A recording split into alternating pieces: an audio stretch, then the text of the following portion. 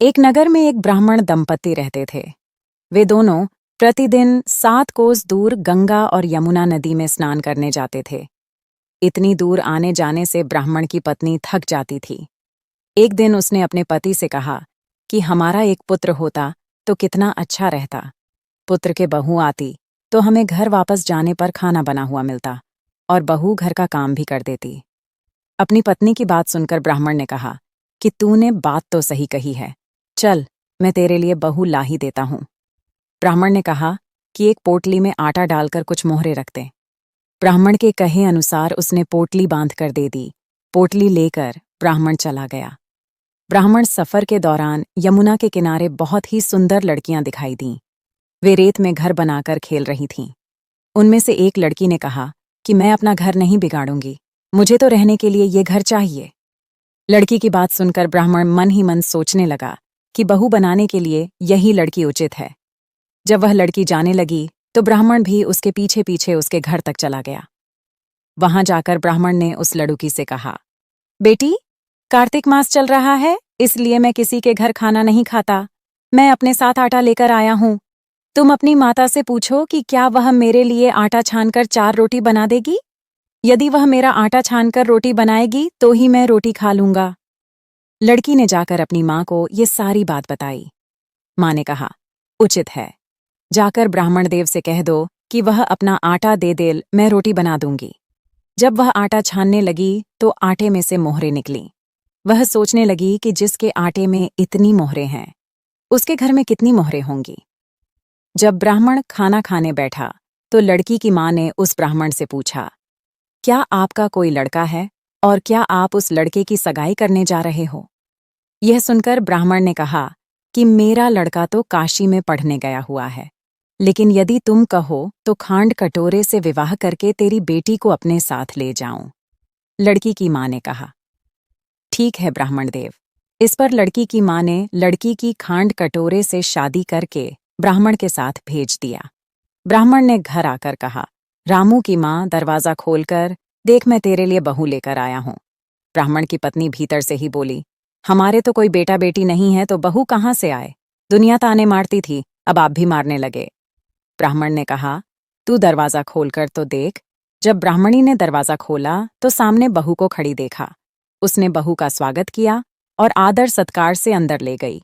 अब जब ब्राह्मण अपनी पत्नी के साथ नदी स्नान करने जाता तो पीछे से बहू घर का सारा काम करके और खाना बनाकर रखती थी। वह उनके कपड़े धोती और रात को हाथ पैर भी दबाती थी। इस तरह बहुत दिन बीत गए। ब्राह्मणी ने अपनी बहू से कहा कि बहू, कभी भी चूल्हे की आग मत बुझने देना और मटके का पानी खत्म मत होने देना। परंतु एक दिन चूल्हे की आग बुझ गई। यह देखकर बहू घबरा गई और भागी भागी अपनी पड़ोसन के पास गई और कहा कि मेरे चूल्हे की आग बुझ गई है, मुझे थोड़ी आग चाहिए। मेरे सास ससुर सुबह 5 बजे से गए हुए हैं। वह थके हुए घर आएंगे, इसलिए मुझे उनके लिए खाना बनाना है। ये सुनकर पड़ोसन ने कहा कि तू तो बावली है, तुझे ये दोनों मिलकर पागल बना रहे हैं। इनके कोई पुत्र नहीं है, ये निसंतान है। बहू ने कहा, नहीं, ऐसा मत बोलो, इनका बेटा तो बनारस काशी में पढ़ने गया हुआ है। पर पड़ोसन ने कहा कि यह तुझे झूठ बोलकर लाए हैं। मेरी बात सच मान, इनके कोई बेटा नहीं है। अब बहू पड़ोसन की बातों में आ गई और कहने लगी कि अब आप ही बताओ, मैं क्या करूं। पड़ोसन ने कहा कि करना क्या है, जब तुम्हारे सास ससुर आए तो जली हुई रोटियां बनाकर देना और बिना नमक की दाल बनाकर देना। खीर की कड़छी दाल में और दाल की कड़छी खीर में डाल देना। पड़ोसान ने उसे अच्छे से सिखा पढ़ा दिया। फिर जब उसके साथ सास ससुर घर आए तो उसने न तो उनका आदर सत्कार किया, ना ही उनके कपड़े धोए। जब उसने सास ससुर को खाना दिया तो सास बोली, बहू, आज यह रोटियां जली हुई क्यों हैं और दाल भी अलूनी है। तब बहू ने पलटकर कहा कि एक दिन ऐसा खाना खा लोगे तो कुछ बिगड़ नहीं जाएगा तुम्हारा। सास ससुर को खरी खोटी सुनाकर वह फिर से पड़ोसन के पास गई और बोला कि अब आगे क्या करना है। पड़ोसन ने कहा कि अब तुम 7 कोठों की चाबी मांग लेना। अगले दिन जब भी स्नान करने के लिए जाने लगे तो बहू अड़ गई कि मुझे तो 7 कोठों की चाबी चाहिए। तब ससुर ने कहा कि इसे चाबी दे दो। तब सास ने बहू को चाबी दे दी। सास ससुर के जाने के बाद जब बहू ने दरवाजे खोले तो देखा कि किसी में अन्न भरा है, किसी में धन भरा है और किसी कोठे में बर्तन पड़े हैं। जब उसने सबसे ऊपर का 7वां कोठा खोला तो देखा कि शिव जी, पार्वती माता, गणेश जी, लक्ष्मी माता जी, पीपल पथवारी, कार्तिक के ठाकुर, राई दामोदर, तुलसी जी का बिड़वा, गंगा यमुना और 33 कोटि देवी देवता विराजमान हैं। वहीं पर एक लड़का चंदन की चौकी पर बैठा माला जप रहा है। यह सब देखकर उसने लड़के से पूछा कि तुम कौन हो? तब लड़का बोला कि मैं तेरा पति हूँ, अभी दरवाज़ा बंद कर दे। जब मेरे माता पिता आएंगे तब दरवाज़ा खोलना। यह सब देखकर बहू बहुत खुश हुई और 16 श्रृंगार कर, सुंदर वस्त्र पहनकर अपने सास ससुर का इंतजार करने लगी। उसने अपने सास ससुर के लिए अच्छे अच्छे पकवान बनाए। जब उसके सास ससुर घर पर आए तो उसने उनका आदर सत्कार किया और प्रेम पूर्वक खाना खिलाया और हाथ पैर दबाने लगी। पैर दबाते दबाते बहू ने कहा कि माँ, आप इतनी दूर गंगा यमुना स्नान करने के लिए जाती हो तो आप थक जाती हो, इसलिए आप घर पर ही स्नान क्यों नहीं करती हो? ये सुनकर सास कहने लगी कि बेटी, गंगा यमुना घर पर तो नहीं बहती है। तब उसने कहा, हाँ माँ जी, बहती है, चलो मैं आपको दिखाती हूँ। जब बहू ने 7वां कोठा खोलकर दिखाया तो उसमें शिव जी, पार्वती जी, गणेश जी, लक्ष्मी जी, पीपल पटवारी, कार्तिक के ठाकुर, राई दामोदर, तुलसी जी का बिड़वा, गंगा यमुना बह रही है और 33 कोटि देवी देवता विराजमान हैं।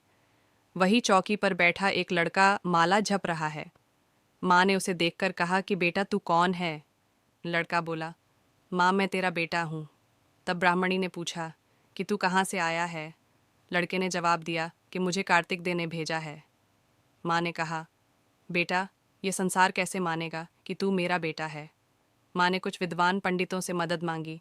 पंडितों ने कहा, इस पार बहू बेटा खड़े हो जाएं और उस पार माँ खड़ी हो जाए। माँ ने चमड़े की अंगियाँ पहनी हो और छाती में से दूध की धार निकलकर बेटे की दाढ़ी मूछ भीगे और पवन पानी से गठजोड़ा बंधे, तब मानेंगे कि यह इस माँ का ही बेटा है।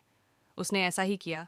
चमड़े की अंगियाँ फट गई और छाती में से दूध की धार निकलकर बेटे की दाढ़ी मूछ भीग गई। पवन पानी से बहू बेटे का गठजोड़ बंध गया। यह सब देखकर ब्राह्मण और उसकी पत्नी की खुशी का ठिकाना न रहा। तो यह थी कार्तिक मास की कथा। हे कार्तिक के ठाकुर, जैसे ब्राह्मण और ब्राह्मणी को बहू बेटा दिया वैसे सबको देना। कार्तिक मास की कथा कहने, सुनने और हुंकारा भरने वाले सब पर कृपा करना।